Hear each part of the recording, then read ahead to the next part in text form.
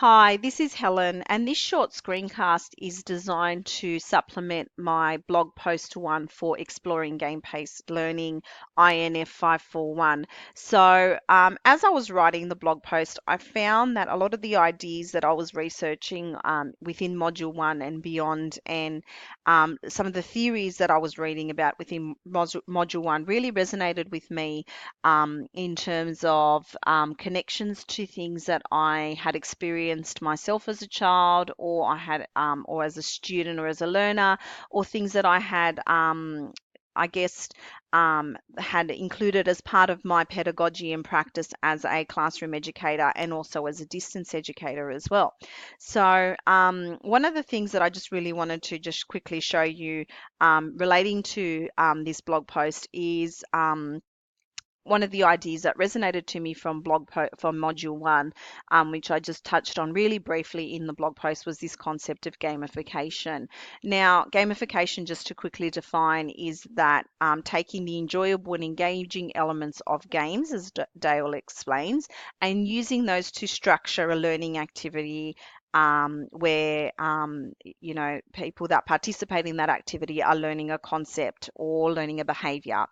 Dale actually outlines this a little bit more and breaks it down into looking at things or taking these sort of elements from games and applying them in the gamification process. So things like achievement, so looking at experiences, points, levels, and bonuses, exercises, so challenges and discoveries, that idea of community and looking at collaboration and leaderboards, looking at results, and how results can be continuous and feedback is transparent and things like that. Timing, so obviously a set time for the gamification process, and that incorporating that element of luck or chance or lottery within it. So I started actually thinking about how gamification related to something that I had done a few years ago in a classroom in Southwest Sydney with a cohort of stage 3 students.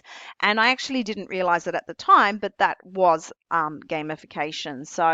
What I had done is I sort of stood back for structuring. It was around term 3. I looked at what we were doing as a class, and I looked at the needs of my students. This was a stage 3 classroom in Southwest Sydney. We had a lot of students with low levels of literacy and numeracy.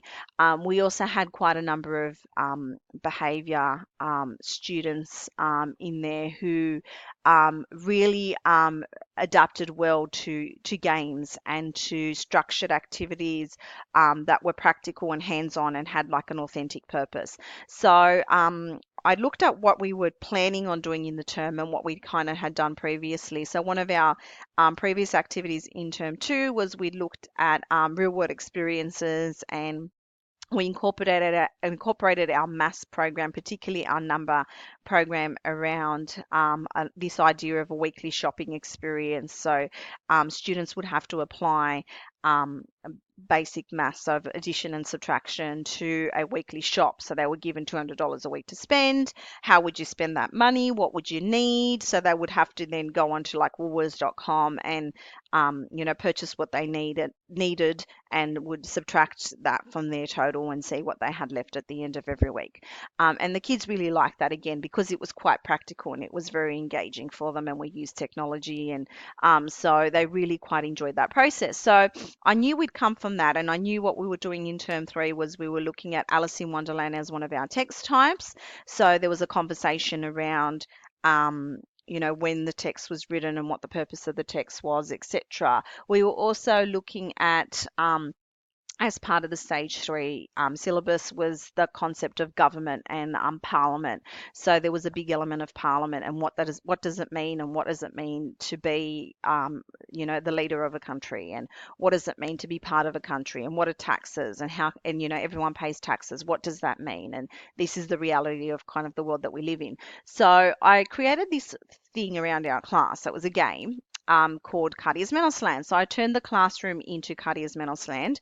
I became Queen Cardia's Menos, and the students loved the idea. So how it worked was each student was assigned a job that they would do for me for the term. So there were a few different jobs. Some kids had two jobs, some kids just had one. Now, these jobs were selected at random. Basically, I wrote each child's name on a paddle pop stick, put it in a cup, and then just pulled out names and wrote their names next to the particular job. So jobs were things like someone was my assistant and they would get $50 per week to be my assistant. I had students that were book collectors, so their whole job was to collect books. Other students were the book hander out people, so they would hand out books before every learning. We had line leaders and art suppliers, etc. So students would have a job, they'd be assigned a job, and they'd be expected to do that job um, during the week, during the course of the week. And at the end of every week, they would get paid for that job. So if I found, for example, and this did happen, there were particular students who their job was to be lights, fans, blinds people. So turn on the lights, turn on the fans, pull up the blinds, pull the blinds down at the end of the day, turn the lights off, turn the fans off. If I found they weren't doing that job, so it was teaching that behavior of responsibility, then I told them they wouldn't get paid for the week, which the kids actually quite liked, that having that responsibility and that ownership of that agency. So the kids became quite immersed in the process of the game. So on the one level, there was the jobs. On the other hand, we had the tax system. So students were taxed. So I had table groups. If during a learning activity the table group was being silly or off task, then they would get taxed $1 per incident. If there was any kind of swearing or fighting in the class, well, that was $5 per person that it affected. Things like chair swinging, RFF or other teachers. So I had a particular problem where every time I left the room, it would kind of not end well. So there was if that happens, you're going to be taxed this much per person every time it happens. And I actually found there was a big improvement in that because the kids had bought into this system, into this gaming system, annoying me, um, you know, $5 per person. Gossiping, we had a lot of issues with that, particularly stage three. So again, $7 per person. Being disrespectful, borrowing. So another idea that we were pushing was this concept of responsibility and having your own supplies and using your own supplies. So borrowing also had a fee attached to it. So the kids actually quite liked this because it kind of reminded them of some of the behaviors that we were expecting in the classroom anyway. It reminded them that they're accountable for their behaviors, and when they could see the accountability through losing their money, they were more responsive to regulating that behavior. Um, so part of what also I did was instead of paying them physical cash or anything like that, I created like a bank account.